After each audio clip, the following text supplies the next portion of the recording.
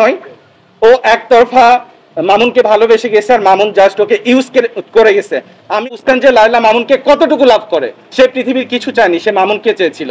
আর এখানে আমি একটা কথা বলতে চাই, আমি 2021 সাল থেকে লায়লার সাথে আমি ইনভলভ আছি।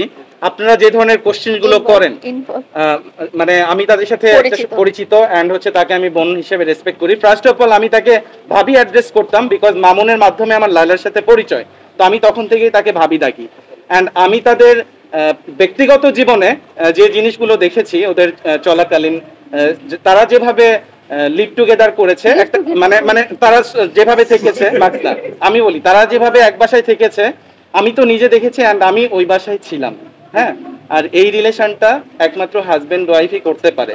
মামুনের মতো পাবলিক যেভাবে এসে বলুক না কেন যে লায়লা তাকে জোর করে আটকে রেখেছে, লায়লা তাকে বিভিন্নভাবে টাকার প্রলোভন দেখিয়েছে, এগুলো সম্পূর্ণ fake news and public sympathy নেওয়ার জন্য। লায়লার টাকা দিয়ে যদি অন্য কাউকে নেওয়ার ইচ্ছে থাকতো, আমি 2021 সাল থেকে চিনি, আমি তাকে এটাও বলেছি যে বোন, তোমার যদি অন্য কোনো ছেলেকে পছন্দ হয় বলো, বাংলাদেশে ছেলের অভাব নাই। ও আমাকে একটা কথাই বলেছে, আর গাড়িতে লায়লা আমার সাথে নিজে বসে কান্না করছে। ওই চোখের পানি যদি আপনারা দেখতেন তাহলে আপনারা বুঝতেন যে লায়লা মামুনকে কতটুকু লাভ করে। সে পৃথিবীর কিছু চায়নি, সে মামুনকে চেয়েছিল। আর এই ইস্যুটাকে কাজে লাগিয়ে মামুন লায়লাকে বিভিন্নভাবে প্রতারণার ফাঁদে ফেলে ও ওর স্বার্থ সিদ্ধি লাভ করেছে। অ্যান্ড এই জিনিসগুলো যখন লায়লা বারবার ক্যাচ করতে পেরেছে, তখনই লায়লাকে সে বিভিন্নভাবে প্রোটেস্টমূলক কথা বলেছে, লায়লাকে সে ডমিনেট করেছে, লায়লাকে সে অপমান করেছে, লায়লার বিরুদ্ধে বিভিন্ন রকম এলিগেশন তুলেছে, যে এলিগেশন সম্পূর্ণ ভিত্তিহীন। কারণ আমি পার্সোনালি তাকে যতটুকু চিনি, লায়লা এই ধরনের মেয়ে না যে টাকা দিয়ে কাউকে টার্গেট করবে। আর মামুন যেটা বলেছে এটা সম্পূর্ণ পাবলিক সিম্পাথি। আপনাদের গণমাধ্যমকে আমি বলবো যে লায়লার বিরুদ্ধে এই ধরনের যে কাজটা করেছে, এবং একটা মেয়ের প্রাইভেসি, একটা মেয়ে যে ড্রেস পরে শুয়েছিল তাকে যেভাবে অকথ্য ভাষায় গালিগালাজ করেছে, এবং সে বাংলাদেশ আইনকে জঘন্য বলেছে। অ্যান্ড হচ্ছে আপনারা লাইভটা ভালোভাবে দেখবেন, বলেছে বাংলাদেশের আইন কতটা জঘন্য হলে, বাংলাদেশের আইন যদি জঘন্য হয় তাহলে ওর মতো ছেলে আজকে বাইরে থাকতে পারতো না। আর বারবারই লায়লা সিম্পাথি দেখায় তাকে ট্রাই করেছে মানুষ বানানোর জন্য।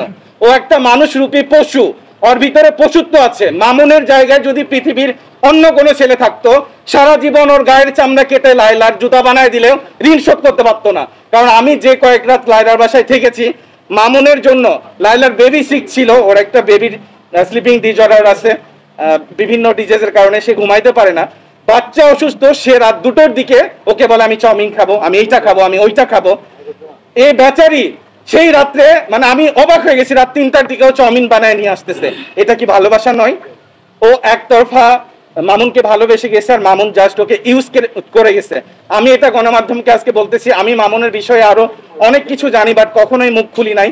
এর আগে আমি 2-1বার বলার চেষ্টা করেছি, মামুন আমাকে বিভিন্নভাবে হুমকি দিয়েছে, আমি সেটাও সাংবাদিকদেরকে প্রেজেন্ট করেছি যে ও বিভিন্নভাবে মেসেজ দিয়ে আমাকে মারতে চায় বা আমাকে বলতে চায় যে আমি তোকে দেখে নিব, 3 দিনের মধ্যে তোর এই ক্ষতি করবো, ওই ক্ষতি করবো।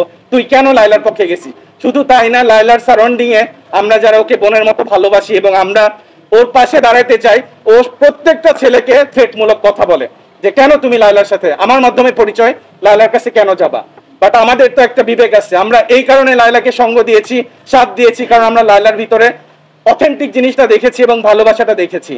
সো মামুন যেটা করেছে, ওকে ইউজ করেছে, প্রতারণা করেছে, লায়লার বিরুদ্ধে যে এলিগেশন তুলেছে সম্পূর্ণ মিথ্যে এলিগেশন। লায়লার ক্যারেক্টার যদি খারাপ হইতো, মামুনের মতো ছোট লোক বস্তিতে থাকা একটা ছেলেকে তুলে এনে সে দেখতো না। বাংলাদেশে সুন্দর ছেলের অভাব নাই, আপনারা জানেন বাংলাদেশে সুন্দর ছেলের অভাব নাই। সো এই কোশ্চেনটা নেক্সট টাইম কখনোই বলবেন না যে লায়লা টাকার জন্য মামুনকে টাকা দিয়ে মামুনকে টার্গেট করেছে। ওই মামুন 4 ঘন্টা বাড়ি ধরা ডিওএইচএসে খুঁজে খুঁজে লায়লার বাড়ি বের করেছে, এটা আপনারা সবাই জানেন।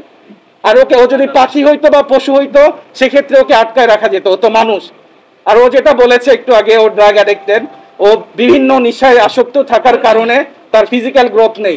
বাট আপনারা ওর অরিজিনাল সার্টিফিকেট দেখবেন, ও কিন্তু এতটা বাচ্চা না। আপনারা যতটা ভাবেন বা দেশের পাবলিক যতটা বাচ্চা ভেবে ওকে সিম্পাথি দেখাচ্ছে, সেই লেভেলের বাচ্চা মামুন না। যাই হোক, এটাই আমার লাস্ট কথা। আমি হচ্ছি এখন স্টিল লায়লার ভাই।